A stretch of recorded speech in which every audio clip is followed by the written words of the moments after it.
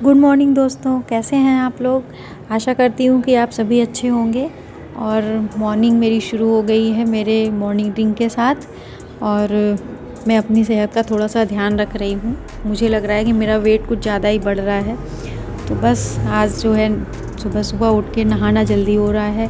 फिर पूजा पाठ करने के बाद ही एक्सरसाइज करना हो पाएगा, क्योंकि सुबह में टाइम नहीं मिल पाया मुझे एक्सरसाइज करने का, तो इसलिए पूजा करने के बाद एक्सरसाइज कर रही हूँ। और अब चलते हैं ब्रेकफास्ट की तरफ। आज ब्रेकफास्ट में मैं बना रही हूँ हरी मटर के पराठे।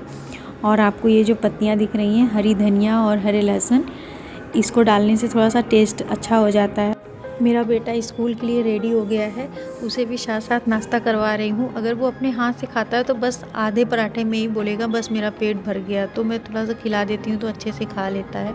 और मैंने अपने लिए बिना ऑयल के उन्हीं पराठों को रोटियों जैसा बना लिया है, क्योंकि आप अगर ऑयली खाते हैं तो वो थोड़ा सा प्रॉब्लम करता है, हेल्थ और ही बढ़ता जाता है। फिर चलते हैं अब स्टडी टेबल की तरफ। 12:20 हो गए हैं। मैंने अपनी टू डू लिस्ट तैयार कर रखी है और देखो कहाँ तक इसे मैं कंप्लीट कर पाती हूँ। मैंने हर सब्जेक्ट के एक एक टॉपिक लिख रखे हैं।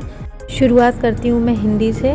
पहले मैं हिंदी का कंप्लीट करूँगी और मैं स्टार्टिंग से हिंदी को करूँगी। एक बार मैंने पूरा पढ़ लिया है, अब रिवीजन चल रहा है मेरा, क्योंकि मेरे जो प्री के एग्ज़ाम्स हैं वो भी मार्च में ही हैं, तो अब मैं अच्छे से एक बार पढ़ूँगी।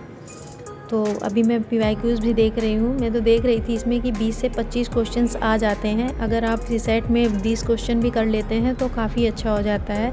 और बाकी के क्वेश्चंस जो हैं अदर सब्जेक्ट्स के हम ले लेते हैं। हिंदी में अगर 20 से 25 क्वेश्चंस आ रहे हैं तो मैक्सिमम जितने भी आप कर पाएँ। तो मेरा टारगेट है कि मैं हिंदी में जितने भी हों 90% से कम तो ना ही हो मेरे हिंदी में। तो मैं अभी हिंदी पे ही फोकस कर रही हूँ। बाकी टाइम टेबल को मैं 1 बाय 1 फॉलो करती जाऊँगी।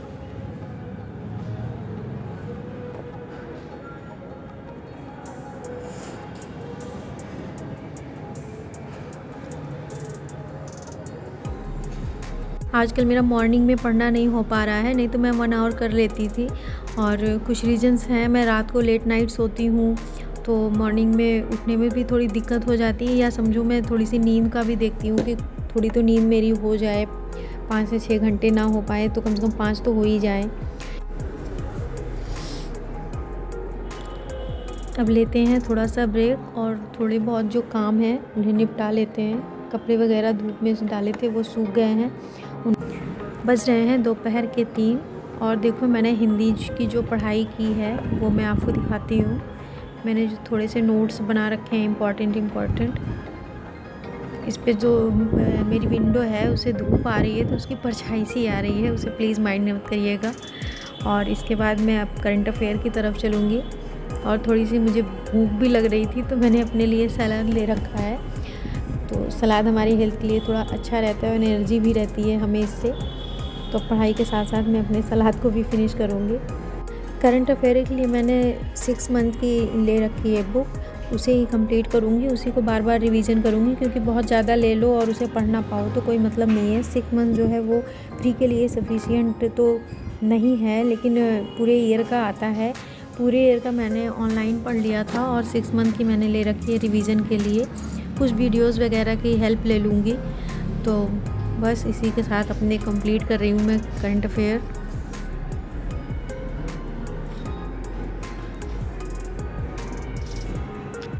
सलाद को खाने के बाद फिर कुछ अजीब सा लग रहा था, क्योंकि उसमें चुकंदर था तो उसका टेस्ट थोड़ा सा अजीब सा लगता ही है। तो मैंने मन को सही करने के लिए चने की नमकीन मंगवा रखी है, उसे ही खा रही हूँ और ये हेल्थ के लिए अच्छा भी रहता है। और मैंने अपने हिंदी और करंट अफेयर तो कंप्लीट कर लिया है। और अब बारी है हमारे मैथ्स की। और ये मैंने जितने भी करंट अफेयर कंप्लीट किए हैं वो मैं आपको दिखा रही हूँ कि कितने पेजेस मैंने कंप्लीट किए। कंप्लीट करने का मतलब है कि मैंने अच्छे से उसे पढ़ा है। और ये मैं दिखा रही हूँ आपको कि मैंने कितने पेजेस कंप्लीट किए। और मैं उन्हें इम्पोर्टेंट जो हैं उन्हें अंडरलाइन भी कर रखा है, हाईलाइट कर रखा है। अब लेते हैं थोड़ा सा ब्रेक और घर के कुछ काम निपटा लेते हैं, क्योंकि पढ़ाई के साथ साथ घर के काम की भी जिम्मेदारी होती है। तो खाने वगैरह भी बनाने का टाइम हो रहा है, तो किचन की सफाई नहीं हुई थी। अब किचन की साफ़ सफाई कर लेते हैं, फिर 1 घंटे की और पढ़ाई करके फिर खाने में लगेंगे। महिलाओं के साथ ये होता ही है कि हमारे पास घर के काम, बच्चे और अगर हम वर्किंग वूमेन हैं तो वहाँ की भी ज़िम्मेदारियाँ होती हैं।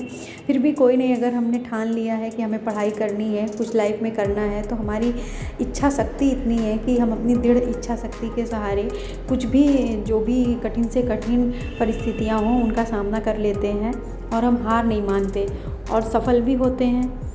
वो कहते हैं ना कि लहरों से डर कर नौका पार नहीं होती, कोशिश करने वालों की हार नहीं होती। तो हमने अगर ठान लिया है तो हमारी कोशिश ज़रूर रंग लाएगी, हमारी मेहनत ज़रूर रंग लाएगी। हमारे राह में कैसी भी बाधाएं हों, कैसी भी कठिन परिस्थितियां हों, कुछ भी हो, वो हमारे आड़े नहीं आ सकती हैं। हमारी मेहनत जो है वो ज़रूर रंग लाएगी और हम अपनी जो भी हमारी इच्छाएँ हैं, जो भी हमारे सपने हैं, हम उसे ज़रूर पूरा करेंगे एक दिन। मेरे जैसी हज़ारों महिलाएं होंगी जो घर के काम भी करती हैं और बाहर के काम भी करती हैं, बच्चों को भी संभालती हैं और वो सक्सेस भी हो जाती हैं।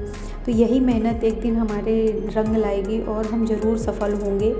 आप भी ऐसे ही, अगर जो भी मेरे जैसी महिलाएं हैं, लेडीज़ें हैं, जो भी हैं, कोई भी हो वो, अगर वो कोई सपना देखता है तो मेहनत ऐसी चीज़ है कि वो ज़रूर कामयाब होगा और उसे ज़रूर कामयाबी मिलेगी। और बज गए हैं शाम के 7:10 हो रहे हैं और मेरी जो टू डू की लिस्ट है उसमें मैथ्स की बारी है, तो अब मैं मैथ्स को कंप्लीट करूँगी। मैंने जो क्वेश्चन पेपर ले रखा है, PYQs जो है मेरे पास, पहले मैंने उसे देखा है कि कैसे टाइप के क्वेश्चंस आते हैं और मैंने ये ARS अग्रवाल की बुक है मेरे पास, उससे ही बेसिक जो मैथ्स के टॉपिक्स हैं उन्हें मैं कवर करूँगी। हम सिलेबस को ले लेते हैं और उसी को हम टॉपिक वाइज एक एक करके अगर हम क्लियर करते चलेंगे तो हमें आसानी होती है, क्योंकि ऐसे हम क्या पढ़ें क्या नहीं ऐसे समझ नहीं आता है। तो एक एक टॉपिक को अगर हम क्लियर करेंगे तो आसानी भी रहेगी और एक दिमाग में ये भी सेट हो जाएगा कि हाँ, हमने इतना कवर कर लिया है, अभी मेरा इतना छूट रहा है। तो 1 बाय 1 एक एक टॉपिक को हम क्लियर करते चलेंगे ना, तो ईज़ी भी रहेगा कि हमें कितना अभी और बाकी है करना और कितना मेरा हो चुका है। इससे कॉन्फिडेंस भी आता है कि हाँ, हमने इतना कवर कर लिया है, अभी इतना मेरा रह रहा है।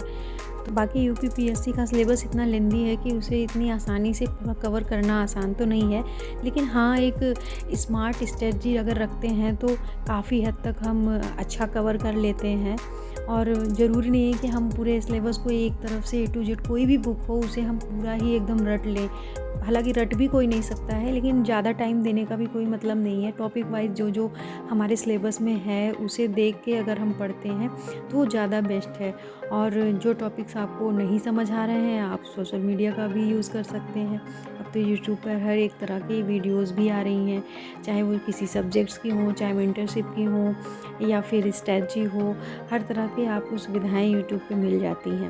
जो क्वेश्चंस नहीं समझ आते मैं उन्हें गूगल से ही सर्च कर लेती हूँ या फिर यूट्यूब पे भी देख लेती हूँ, तो वो थोड़ा काफ़ी कुछ इजी हो जाता है हमारे लिए। जो कोचिंग करने वाले नहीं हैं उनके लिए तो सोशल मीडिया बहुत ही रामबाण है, समझ लीजिए।